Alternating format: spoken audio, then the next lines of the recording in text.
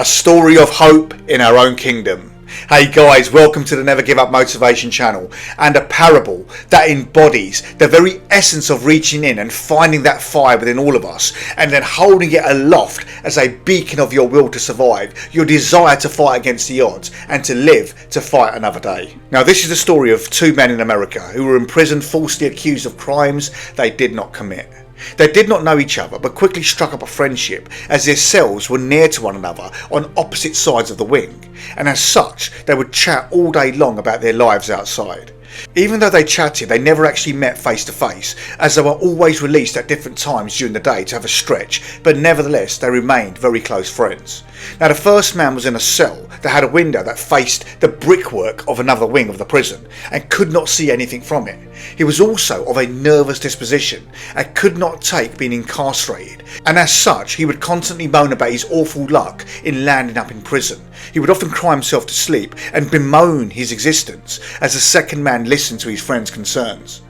The second man, however, was more positive and okay, and extremely lucky, because his cell had a window that looked out across verdant fields with the backdrop of mountains and a glistening lake caressing its surrounds. He would talk daily about the beauty that he could see from his cell and the smells that wafted through his windows from a nearby dairy farm. He would always pass the time during lockdown describing in great detail all of the wonderful sights he could see outside from the parades in the courtyard, the sporting activities of some of the other prisoners, and the views further afield as cattle grazed on the grass on the hills. The grand old trees graced the landscape and the sun shone through, and even the birds circled and chirped songs all day long.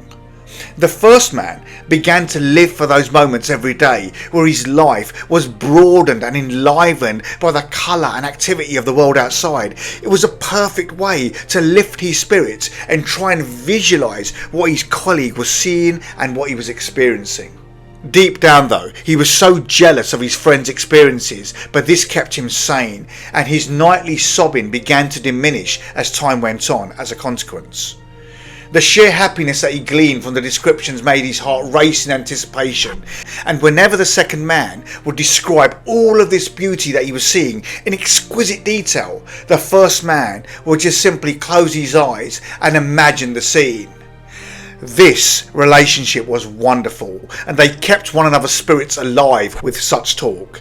Days and weeks passed effortlessly with such talk, when one day the first man called out for the second man, and he did not respond, and several days went by, but still no response. So the first man asked the warden where his friend was. The warden explained that his friend had passed away days before. The first man was crushed and sat back in disbelief. The warden went on to say that due to reshuffling, they were going to move him from his cell to another one. So the man quickly asked if he could have his deceased friend's cell so that he could have a look at the wonderful sights that kept his friend so positive in the gloom of the prison, and the warden was more than happy to make this switch. After a few minutes, the first man walked into the new cell where his deceased friend last was, with the warden behind him, and he suddenly keeled over in shock. He sunk to his knees and he muttered, But he could see everything. He told me he saw everything. Where is his window? The cell had an old style window that was very small and was too high up on the wall to be able to see anything that was going on. And to make matters worse, it had been boarded up from the outside due to maintenance works, and very little light shone through. The first man shook his head incredulously and remained baffled by what he had just seen. It just did not make any sense to him. What? The warden enlightened him. Your friend was dying from brain cancer, and that had actually affected his eyesight. He could not even see and was in fact blind, and the only reason he stayed in his cell and not in our prison hospital was he did not want to let you down after striking up a friendship with you, and well, perhaps he just wanted to keep you motivated and happy whilst you were in here.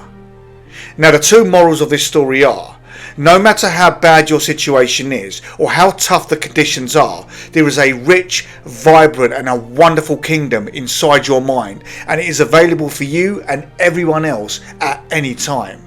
Now, furthermore, there is tremendous satisfaction in making others happy despite our own predicament, and the power of visualization must never be underestimated. If you can brighten up someone's day, then do it and help them to live a wonderful life, even if it is only in the kingdom of their own mind. Guys, I hope you enjoyed that story and that parable. I'm off to get a cup of tea. I'll see you back in a bit. Cheers.